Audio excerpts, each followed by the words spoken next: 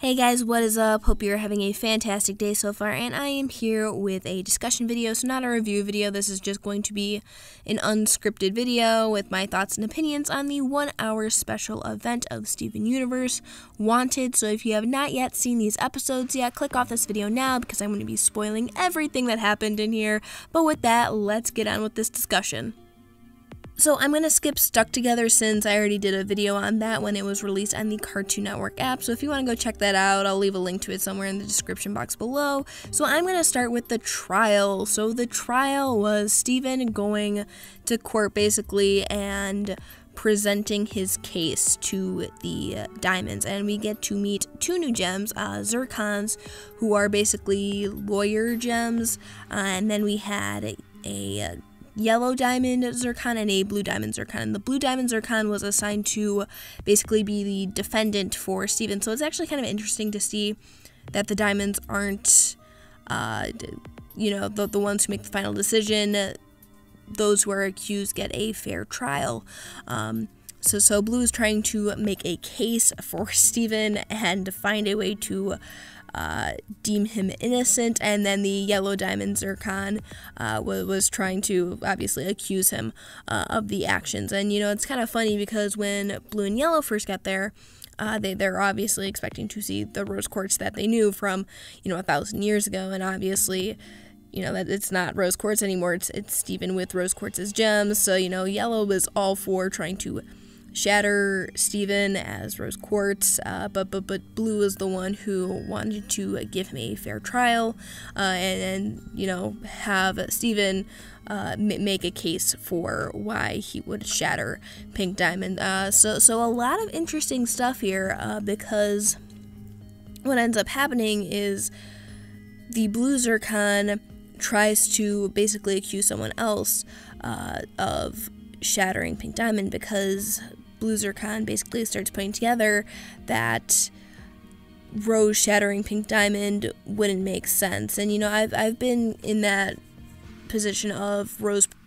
I think there's more to Rose shattering Pink Diamond than what we've learned based on what Bismuth said about Rose's sword not being able to shatter a diamond, and then Eyeball's account of how she said that Rose used her sword to shatter, but we know from Bismuth that's not true.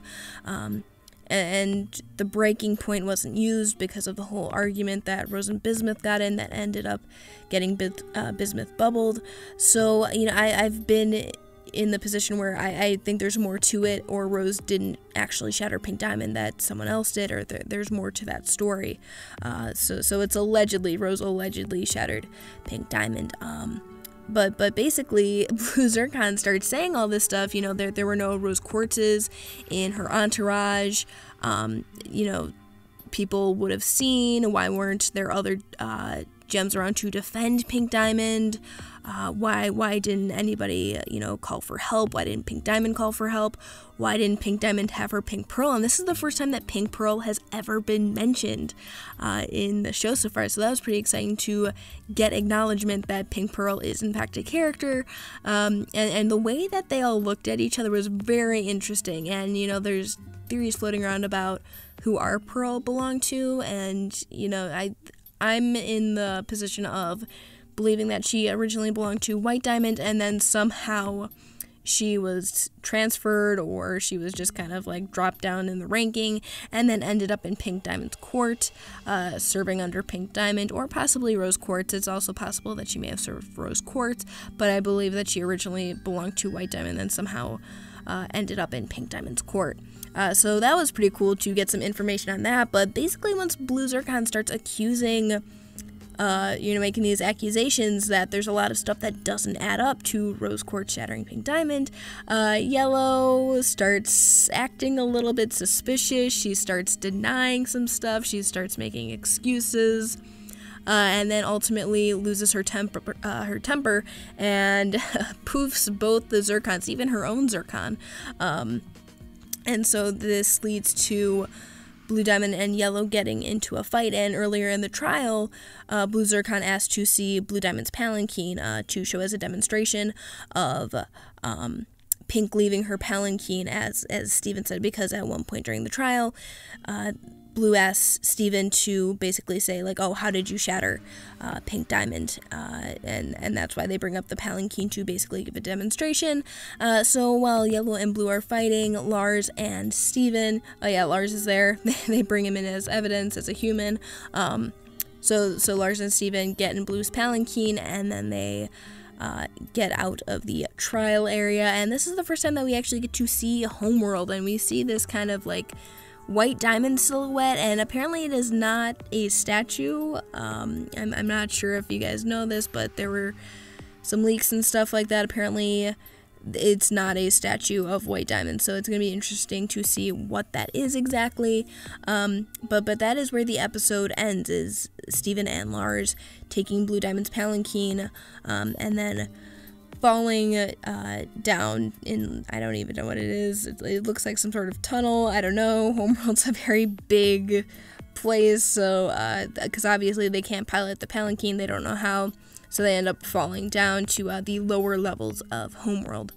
And so from here is where we pick up with Off Colors. So after they crash land, they end up in a kindergarten area, and they're trying to run away from, I believe they're called robinoids, and basically they are looking for Steven and Lars. So they scan Steven, and it identifies his gem, so they have to run, and then they come across before they come across some other gems, they get saved basically by a gem called Rutile, who is voiced by Ashley Birch. So we know who Ashley Birch voices now, so it's not Mystery Girl. I thought it might have been Mystery Girl, where a lot of people were really hoping for a Lapidot fusion, but it looks like she is not voicing a Lapidot fusion. She is voicing a gem called Rutile. So Rutile's the one who basically saves them. She gets them to come into a hole with them and then covers it with a rock to hide from the robinoids. And so Rutile takes Steven and Lars to another part of the kindergarten where they meet the other gems. And so I don't know how to pronounce this name because it's so long, but it's like Patapara something sapphire. It's really long. I don't know how to pronounce it, but she's adorable. She might be one of my new favorite characters just because, like, her thing is that she can't see into the future like a regular sapphire. She can only basically predict events that just happened, or she's like very delayed. So she was just so adorable and cute because she's just so confident in her answers, and she just had great comedic timing. So like every time she said something, I was absolutely cracking up. I thought she was hilarious, and she's just so adorable and cute. So one of my new favorite gems. So we had that sapphire again. I'm sorry, I don't know how to pronounce the first part of the name. Then we have a fluorite, the rutile, and then I think a rondite or something like that. I believe it's a ruby and pearl fusion, I believe. And then fluorite, I think, is the giant caterpillar one. I don't have the names all listed here, and I'm just kind of going based off memory. But I believe fluorite was the giant, like, caterpillar one that was made of, like, 6 different gems, which is pretty crazy because alexandrite, is made of 4 gems, ruby, sapphire, amethyst, and pearl. Or, if you want to say garnet, but garnet is a fusion, so she already counts as 2. So, that's 4 gems, and, it's interesting to see how a 6-gem fusion looks different than a 4-gem fusion, and, like, kind of how the appearance really starts to change a lot, because, fluorite looks pretty much, like, straight up like a caterpillar, which is really interesting, and she also talks very, very slowly because there are 6 gems involved in the fusion, so it's interesting to see how they really have to process and communicate in order to say what they need to say. So that was pretty cool, and honestly, all these gems are awesome. They're all just so, like, lovable and just quirky, so it was great seeing them, and they're referred to as off colors because they're basically defective, and I'm wondering if there's a reason why they're called off colors and not defective, because we know defective is a term that Jasper used in the return to describe Pearl. So I'm wondering why there's different terminology, if there's a reason why there's different terminology for that, or they can be used synonymously with off colors and defective. But basically, they just hide out in the kindergarten to avoid the Robinoids, because if the Robinoids find them, then they are going to be shattered. So that's why they hang out in the kindergarten. But from there, they, try to help Steven and Lars try to escape and try to get off Homeworld.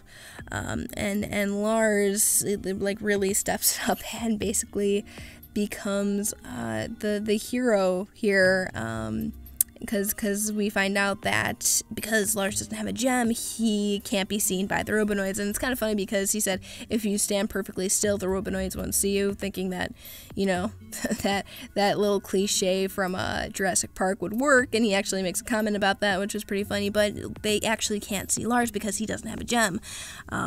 So basically Lars ends up saving everybody, but it actually ends up costing him his life, and it's very, it was legitimately sad, and heartbreaking. And, they show the explosion on the screen of him stabbing that, I'm not sure if it was a part of a stalagmite or something like that, or stalagmite, I don't know what they're called, but he stabs the Robinoid, and basically this explosion and the fall kills him. He dies on screen. They really don't sugarcoat it. Obviously there's no blood or anything, but they show the body. They show Steven walking up to Lars's body, putting his ear on his chest, and he doesn't hear a heartbeat. And this is where Steven cries. And if you guys remember, months ago, there was a leak of a screenshot, from someone's phone who took a picture of Steven holding somebody's head with a little crying face over the head that Steven's holding, saying LOL, which main character died. And we all thought it was fake, and then it ended up being true.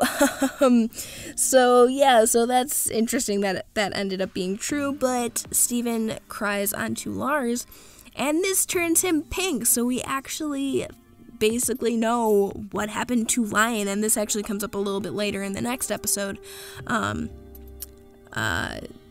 about Lion and what happened to him and how he came to be, basically.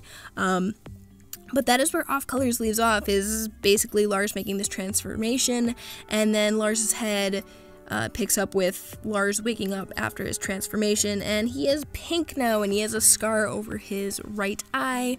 And so Steven's asking, how Lars feels. Does he feel good, bad? If he just if he feels okay, if he feels any different at all. And, Lars doesn't really know, and he's surprised that he's pink, and he doesn't really know what's going on. And, obviously, this is very surprising, because this is the first time that we get to see Steven's tears actually heal something, because it's always been his spit. And, literally, Steven brought Lars back to life. Lars was dead. So we have a new power for Steven now, that he can bring dead things back to life, which is pretty crazy. So basically they find out that Lars's head, hence the title of this episode, his hair is now connected to the same alternate dimension that Lion's mane is connected to, that big huge grass patch with the trees. So Steven realizes that he can go home now. He can go back to Earth, wherever Lion is. So Steven goes through Lars's hair, and there's another tree there now, and that's Lars's tree now, I guess. So Steven walks across the field to the tree that he's been into before with Lion. So he heads out of the grass patch, and then winds up back at his house. So Steven gets some water, some food, and he's like, I have to bring this back to Lars, because Lars said that he was hungry in the previous episode, and obviously Steven needs some stuff because he's hungry too. But before he heads back into Lion's mane, he's like, I'm so sorry that this happened to you, basically, because he realizes that Lion died, and that Rose brought Lion back to life, and that's why he's pink, that's why he has these powers. And Steven says, I wish I could talk to you about this. So yeah, we know Lion's backstory now and why he is the way he is. But, I obviously still want to know how it happened, because we see in Buddy's book that there is a frame where there's a lion with a heart-shaped nose, like our lion. So I'm very curious, especially with the previous Steven bomb and that junk room, and then there's the pink diamond ship there. So lots of questions still about Lion, but we know how he came to be. So Steven hops back into Lion's mane, and then hops out of Lars's hair back onto Homeworld. And so Steven starts talking about Earth and where he came from, and the Homeworld gems seem to think that Earth is no longer there, which is really interesting that they think that Homeworld, but basically Homeworld destroyed Earth. And they didn't say the cluster, they said that they thought the diamonds destroyed Earth. But there's, Steven tells him, like, no, Earth is still there, and he starts talking about the food and where all the food came from and how it, grew on Earth, and then it got processed into the food that he brought onto Homeworld for Lars. And then we figure out that Lars, isn't hungry, and previously in the episode, they're talking about, is Lars a zombie, but he doesn't seem to have a heartbeat, so his heart is not beating. He's not hungry. He doesn't want to eat lizards, though, like Lion, though, so I thought it was funny that they mentioned that, kind of like a little callback to all the times that Lion tries to eat those little, crystal lizards. It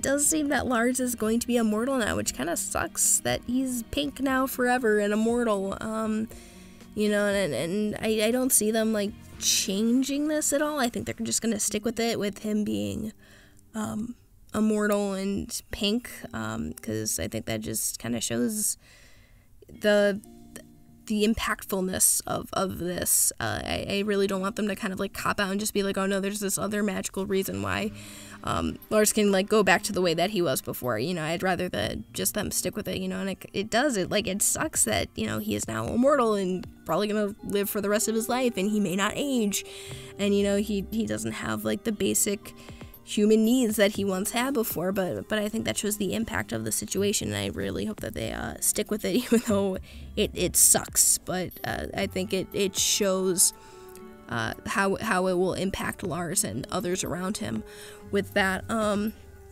But Steven starts talking about Earth, and he's like, there's other gems living on Earth, and they're allowed to just be whoever they are. They're free to do whatever they want. So obviously the off-color gems in this kindergarten want to go with, but they don't want to leave Lars.